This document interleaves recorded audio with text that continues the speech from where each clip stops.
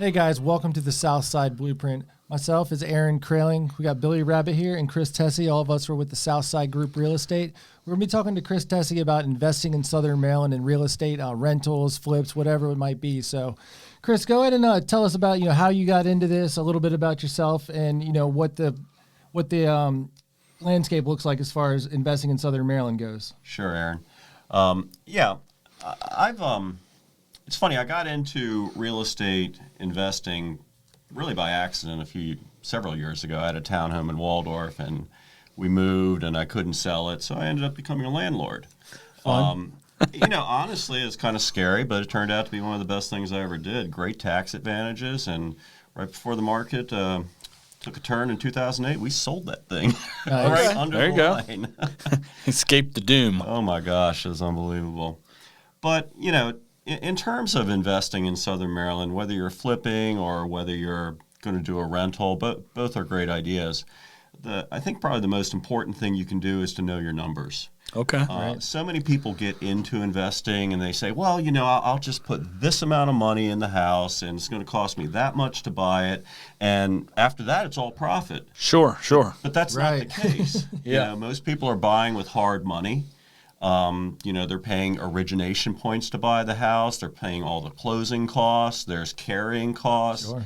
There's price overruns. So, before you get into the specifics of whether I'm going to rent or buy to rent or buy to flip, you've got to know your numbers. It's critical.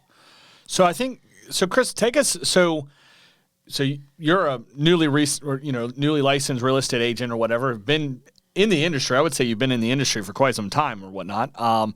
Mostly on the investing side. Buying, selling, flipping houses, things like that. How many houses would you say you've, flipped over the years? Over 20. Over 20, okay. Yeah. So over 20 houses, primarily mostly in Maryland? Pretty much all Southern Maryland. Okay. St. Mary's, Calvert, Charles. Okay. A couple in PG. Okay, and you've been doing that for the last 5 years, 10 years? Got heavy into flipping over the last 5 years. Okay. Coincided with COVID. So I guess what background, I know you had mentioned that you and your wife actually kind of became default landlords. Right. But what background did you have, before? Because we get people calling or reaching out to us all the time, wanting to look into real estate as an investment strategy, for their future. And these are people that are doctors or veterinarians, or they work on base. They're government contractors. They work for the government. All kinds of different backgrounds. What did you do? previous to getting into real estate investing and now being a real estate agent. That's kind of a tortured answer. We're here for it, Chris. We're here for it. I appreciate that, Billy. I'm a lawyer.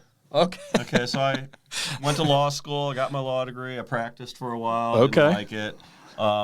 I started up construction companies, so I did that for quite some time. I've done sales. Maybe we need to use that as like a Southside group, kind of like a practice here. We have an in-house attorney now.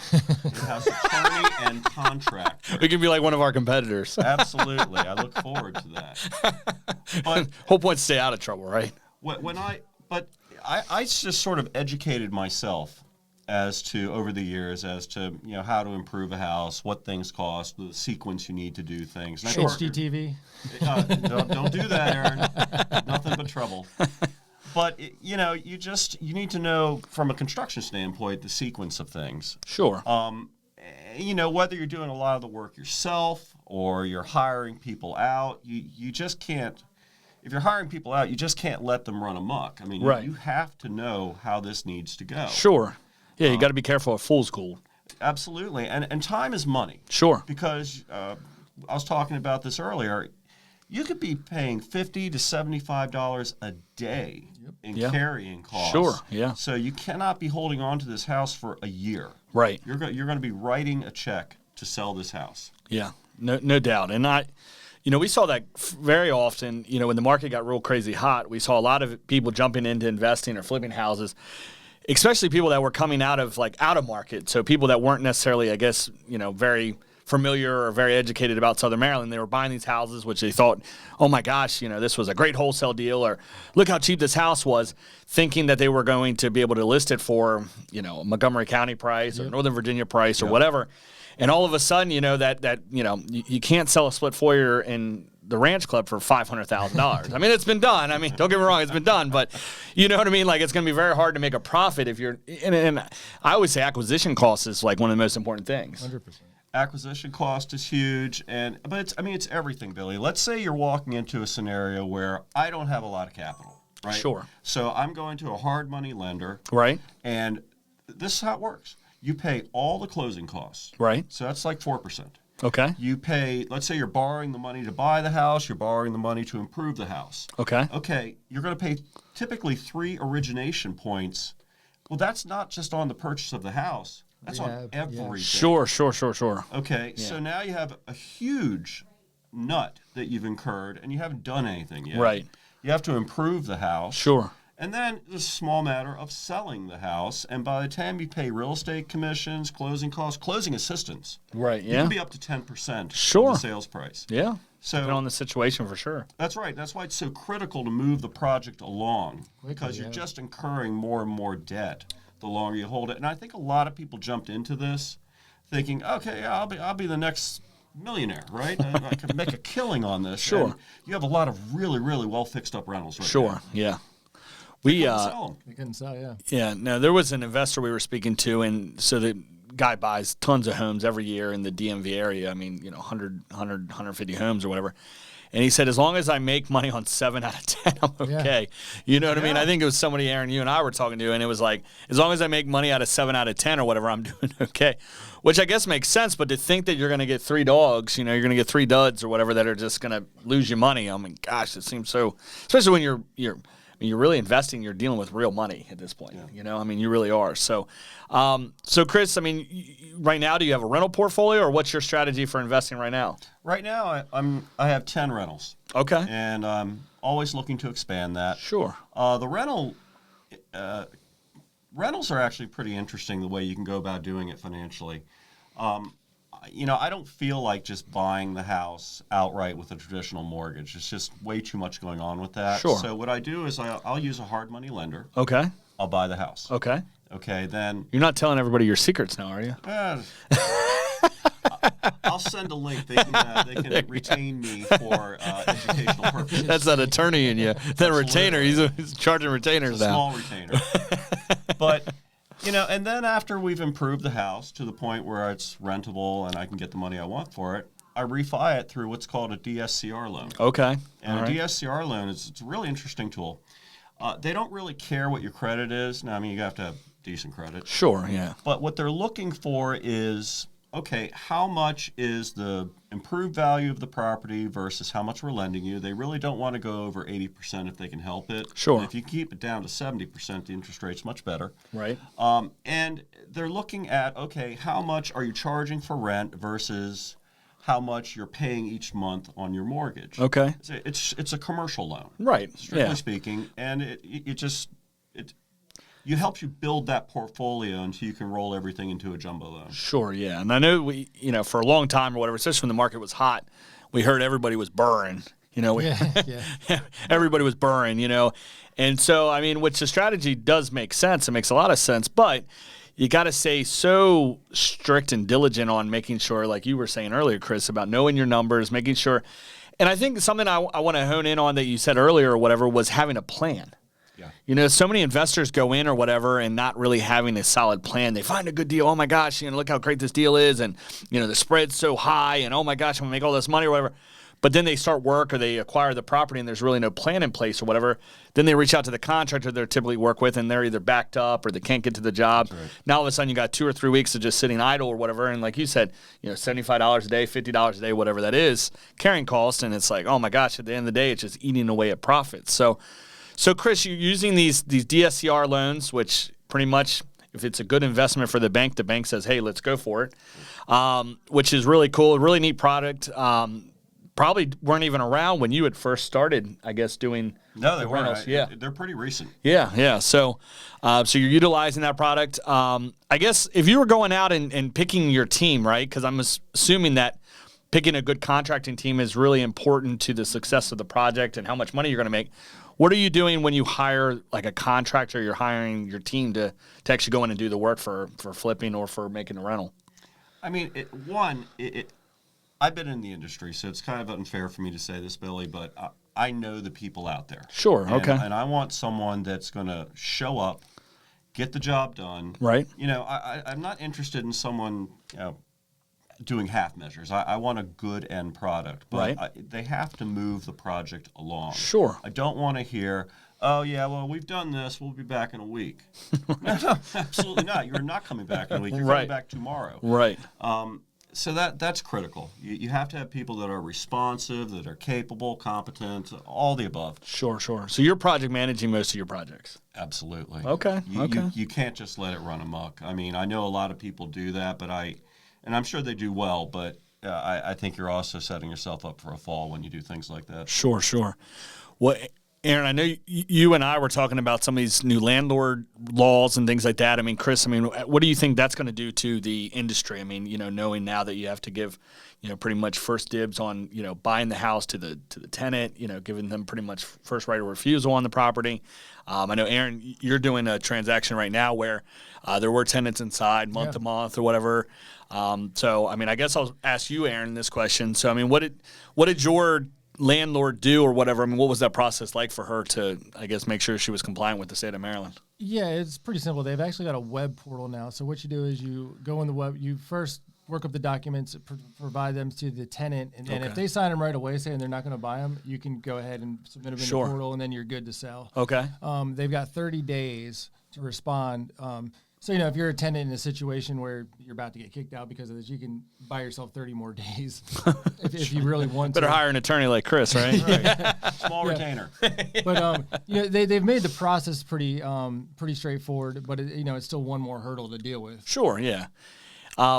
Chris, what are you seeing? Have you had to go through that process, or have you heard any stories about anybody going through this new process? Not with respect to that. Okay. What I would add, though, is that there are certain notices that you need to give your tenants. Sure. Have you ever had to evict somebody? Oh, yeah. Oh, okay. and I'll tell you what, with the new requirements, yeah. If you don't have that tenant bill of rights, initialed by the tenant when you take it into court to evict them, not only are they not going to evict them, they're going to fine you. Wow. Okay. So, Billy, it's really important to cross all your T's and dot your I's. Well, and it's certainly not, not to scare people away from the investment strategy of that, but I think going back to exactly what you said at first, Chris, was that you've got to have the right team in place and really understand what you're getting yourself in. Having a plan. That's really the most important thing. Even if you're buying a house, for the first time or whatever, you're a first-time home buyer, having a good, solid plan in place can really be the difference of, success or not success. Yeah, so, we're talking about plans and having a strategy. So, like on the finance side of that, do you have certain metrics you're looking for? I know a lot of people will say, this is percent minus rehab is the most I'm willing to pay for a place. Do you work with numbers like that? My numbers are pretty simple because, my math consists of the digits I can count on my hand. My numbers are pretty simple. I want to buy a home, if I'm flipping it, I want to buy a home that's going to be right around 50% of ARV. Okay. ARV is after repaired value. Okay. Because if I do that, I know even worst case scenario, I'm going to make something. Okay. But when you see people buying homes, and it's like, again, they're not educated in the finances of it. They say, well, I got a 30% discount on the value of this house. Well, good luck. Yeah. Yeah. And you can, as your wife divorces you, you can stay in that house. Right, yeah. Fix it up as you live in it. Right. Congratulations. Right. So you do have some type of ratio that you're going through, making sure, in essence, you're creating yourself a protection or a buffer to make sure that, because let's face it, right? If you're buying a distressed house, investors don't buy perfect houses. Some do, don't get me wrong. We've certainly seen investors come in and make full price offers, on houses that are in very great shape just because, they're building a portfolio or it seems like a good rental strategy for them. Great store of value. Yeah, no, absolutely. So, we're certainly seeing that or whatever. Not as much, I guess, since the market has certainly cooled down or whatever. but you've got a strategy in place that hey, I've got to make this or I've got to do that. Because I'm imagining that you never have ever purchased a house and then all of a sudden there was something wrong with it that you didn't know about. Oh, no, heaven forbid that's never happened. There's always a surprise. Sure. If there's not a surprise, you should be surprised. Right, yeah. No. I was told one time by an investor, he's like, I submit, 30, 40, 50 offers a month or whatever, because if I'm not submitting, if I'm getting too many yeses, that means I'm paying too much. Yeah. That's right. So it's kind of like as a contractor, if you win every bid, you're not charging enough. Right, no, for sure. So I mean, it's certainly that for sure. So when you're looking for a deal or that, I mean, you have people. I'm assuming now, by flipping, 20 plus houses, having yourself a 10 unit, 10, I guess, place, rental portfolio now. People, I'm sure, are coming to you with deals or whatnot. Is it mostly wholesalers, or I mean, where are you finding most of your transactions now? I find them a lot through wholesalers. I find them a lot, honestly, just a little bit of prospecting on my own. Okay. What you're seeing right now, though, is with prices having inflated as they are, right? It's hard to get a really good deal on a flip right now, sure. Which is why you switch to rentals, because you don't have to have as big of a cushion if you're doing rentals. Okay. So with that or whatever, because you're buying and you're holding it, and then of course with the appreciation over the years, I mean, Maryland's at just under 4% pretty much for the last 30 years. That's gonna, you're gonna get a return on your investment pretty much. At some point, you're going to get a return on your investment. I mean, let's face it, there's a lot of advantages to it. Let's say you're just making $200 a month on a property, just $200. Yep. That's fine. I mean, that's not going to pay the mortgage, but it does build up. But the point of it is you're getting a really good tax benefit from doing it. Okay. You get a depreciation benefit from doing it. And then over time, let's face it, someone else is paying money to finance your loan. Sure, yeah. So that when you eventually sell it or whatever you do with it, you have a bit of equity into it. Okay. Do you we hear this all the time from people that are investing in things like that about Section 8. Do you have any of your rentals being paid, a certain portion or whatever through Section 8 or through like a housing program? I have 3 Section 8 properties right now. Okay. All right. I mean, is that process? I mean, I know some people kind of, I don't want to say steer away from it, because you certainly can't discriminate against somebody that is on that program or whatever. But to me, from my experience, the program going through there to get approved and things of that is not really that much different than a normal lease. I mean, it seems like as long as you're complying and you're delivering a good product or a good home for somebody to live in, it's safe. All those things, it's pretty reasonable, pretty fair, or whatever, once you get set up.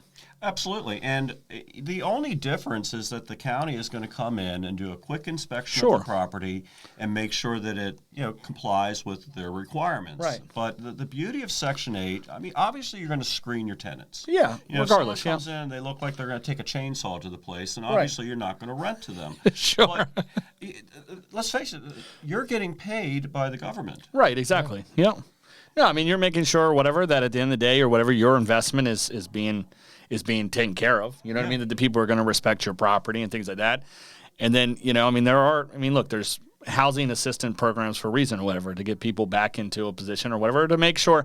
Unfortunately, the way that how expensive housing has gotten, I couldn't imagine what would happen if there wasn't things available, for people. I mean, it would really get out of control. I mean, there would be lots of people without housing or whatever. So and communities. Yeah, no, I mean that's a real thing. Yeah, for sure. No, so I mean it's good to hear that you said, hey, I have experience with this or whatever, and I gladly work through the program or whatever with the county to make sure or whatever I stay compliant and things like that, because I feel like for an investor, that's such a huge opportunity that a lot of people don't investigate enough or whatever, because, I mean, if you screen the tenants correctly, you follow the rules, you do what you need to do or whatever, you're fair, you're reasonable. It seems like there's no shortage of people that are looking for rentals or whatever that are using some type of assistance program. So, well, that's right. And I think there's an unfair stigma against it that a lot of people have. They just assume that if it's a Section 8 candidate, that they're not going to treat your property correctly. But, I've had they have to follow rules too. I've had plenty of tenants that weren't Section 8. 100%. That were terrible tenants. People making great money that go and live crazy or whatever. I mean, not supposed to have an animal. You go in there, they got 5. You know what I mean? Just destroy the property. A little Cane Corso. Yeah. Are there any rules and regulations that kind of protect you with the Section 8? If the tenant doesn't pay or if the tenant, because they are supposed to pay a portion. Okay. Sure. If the tenant doesn't pay, just one example, Yeah. they can lose their voucher. Well, sure, for sure, yeah. Yeah, or if they're engaging in criminal activities, they can lose their voucher. Yeah. One of the best tenants I ever had, kind of a sad story. She, well, I won't go into the details, but she got arrested. She Said attorney in him. She went to jail. Okay. And she's on Section 8. Can you sure? Well, she got free housing, so that's good, you know. Well, yeah, free room and board, but One room, one bed. oh god. You got to have a roommate most of the time, so that's not very fortunate. But no, I mean, it is unfortunate, but I mean, it is nice to see that. And like I said, I mean, we get people registering all the time on our website looking for rentals that are utilizing or that plan to utilize some type of program or whatever. And you know, I don't know. I mean, some of the stories that I hear from some of our clients that sell a property or whatever, you know, their tenant is, you know, on some type of housing assistance or whatever, and they were great, loyal tenants for 10, 15 plus years, you know, and you know, and it's a good situation. You know, they were delivering a good product. The people have a place to live or whatever, and so yeah, it's really cool stuff. So very nice. So what other questions did you have, Aaron? Yeah, so I was wondering, you know, we kind of went over the purchase when you're doing a flip, you know, what price you're looking for. You had mentioned that you can kind of offer a little bit more when you're going for a rental. So can you kind of walk us through what that looks like? Well, when I'm doing a rental, again, my measurement is I'm really trying to get to 70% loan to value. Okay. And that would include repairs, the whole 9 yards. Sure. So whereas, you know, I say, well, I want... So when you say that, just so we can be clear on everybody that's listening. So you have, let's say you're acquiring the property at price X or whatever. You want to at least make sure that there's a gap, whatever, from whatever you think that you're going to have invested in the property to what it's actually worth is 70%. Yeah, and that's so important, Billy, because let's say you figure, okay, I'm going to have 70% LTV. Okay. When this is all said and done. Okay, yep. Well, what if you get a bad appraisal? Sure, yeah. Okay, you get a bad appraisal. All of a sudden, you're at 80% LTV. Sure. You can still do that loan, but it's going to cost you more money. Gotcha. Now, if you figure, okay, I'm going to go in with 75 or 80% LTV, right, and then you get a bad appraisal, you're in trouble. Right, because sure. you cannot refi that property. Right. Okay. So you're still looking more at the loan to value versus the amount it might bring in. Well, you have to look at both. Price. Okay. Because they look at both. It's a two-process review. It's the loan to value, and it is, okay, what is the rental market? And now if you already have at least, that's key. Because the appraiser can say, well, the rental market's this. Well, that's very interesting, but my lease says this. Sure. So you're looking at it on both ends, making sure it's a good investment. If the bank deems it as a good investment, it's kind of the green light to move on. Yes. That's good. That's right. That's good. Okay. So you're doing that or whatever. Have you ever, I guess, investigated or looked into like doing like a portfolio loan where you lump all of the properties? I mean, I don't, you know.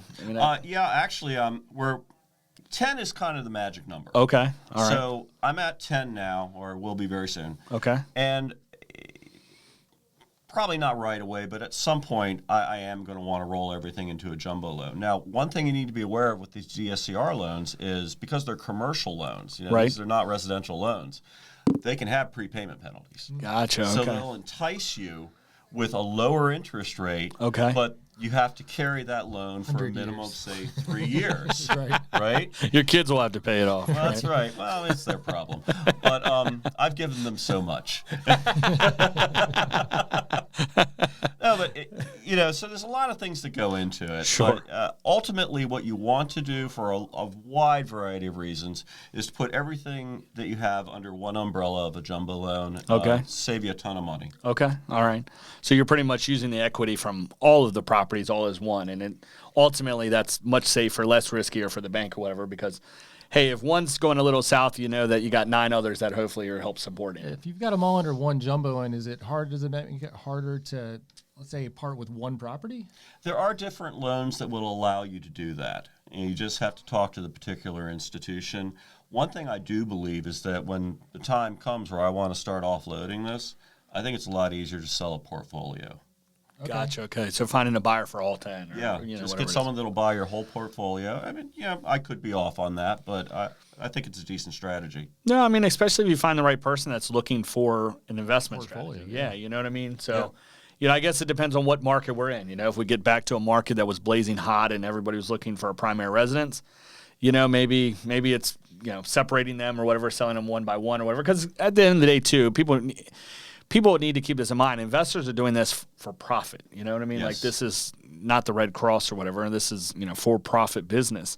You're doing this for a reason. And, so at the end of the day, if somebody is buying a portfolio, it's got to make sense for them financially to take it. Well, and Bill, I think you really need to look at this if you're going to do a rental portfolio. It's a long-term buy and hold. For sure. You are not flipping these over in 5 years. Okay? No. This is your retirement package. For sure. And we tell sellers that all the time. People that are, we did an episode about the golden handcuffs or whatever, about, people pretty much locked into these 2.5%, 3% interest rates or whatever, and kind of scared about, moving or walking away. And one of the things that we talk to sellers all the time, especially when they have aspirations to buy another house, is that, one of the things you should look at, or one of the options you should certainly entertain, is making it an investment property. Because at the end of the day, it's very, very unlikely that we're ever going to see, or you're ever going to be able to borrow money for a house at the 2.5%, 3% rate. Historically low rates. Yeah, I mean, it's below what that property is going to appreciate at, right? So, yeah. I mean, that makes it at that end of the day a no-brainer to keep it. But, and I always say but, it's got to be a long-term strategy. It's got to be a long-term strategy, and you have to look in the mirror and ask yourself, do I have the stomach to handle be rentals? a landlord. Sure, you no, get for that sure. Call 3 a.m. Yeah. The pipe is leaking. All right. Super. My hot water's not working, and I'm trying to go to work at 5 a.m. The roof is leaking. Yeah, no, for sure. Or how long this has been leaking? Oh, 6 months. Well, why didn't you tell me? I don't know. I guess you were busy. Yeah, exactly. No, I mean, you do. You have to be the stomach. You have the stomach for it. You have to, be prepared for it or whatever. You got to be okay with evicting somebody. I mean, that's, people get held up on that or whatever. And the other thing, too, that I tell people is that, hey, at the end of the day or whatever, and I probably get some gripe on this, but nobody's ever going to treat the property like you're going to treat it. So if this was your primary residence, nobody's going to keep it as clean, as tidy, is going to care about your house as much as you do, right?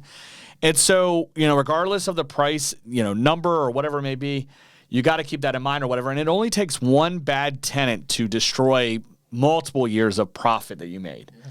And you know what I mean? I mean, it does. You could have good tenant, and then all of a sudden bad tenant, and all of a sudden those 3 years prior are now wiped away or whatever because, you're chasing after back due rent that they didn't pay, or, they went in or whatever, had some rager or whatever and, shoved their buddy through the wall or something, and who knows? But, it doesn't take much or whatever to destroy profits in a rental, but if you can stay kind of, focused on the long-term approach of like, hey, in 20, 30 years or whatever, I'm going to have this paid-off asset or whatever that I can sell or leverage or whatever, it makes a lot of sense for a lot of people. So, well, very good. Well, Chris, just I guess to wrap us up here, if you were going to give, I guess, some words of wisdom or whatever, I guess taking the attorney hat off, but if you were going to be speaking to somebody that was listening that has some interest in investing in Southern Maryland, I mean, what words of advice would you give them?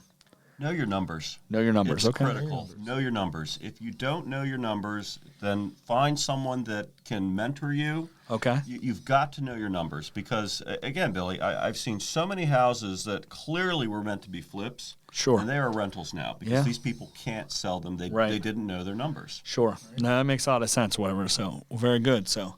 Well, right on. All right. Well, Chris, thank you for joining us today. Chris Tesi over here. He's a real estate investor here in Southern Maryland.